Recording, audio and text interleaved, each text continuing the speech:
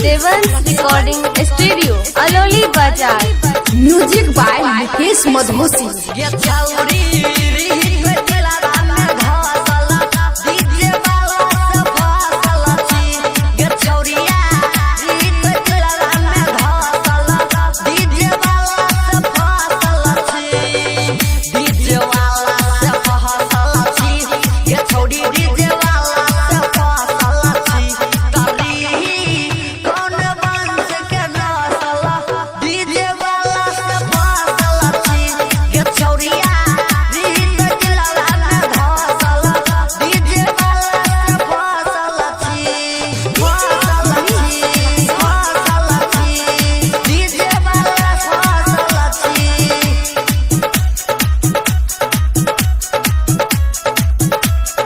Music by Mukesh मधोसी।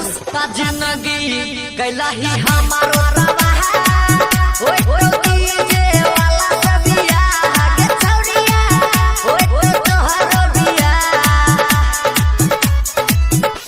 का जिंदगी कैला ही हमारो तबाह ओए ओए डीजे वाला सबिया के छौड़िया ओए ओए तोहरो बिया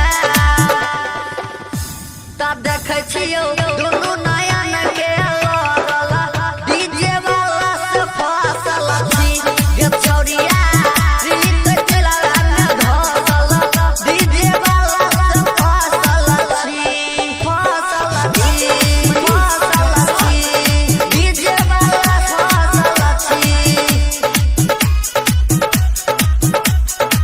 देवंस रिकॉर्डिंग स्टूडियो अलौली बाजार।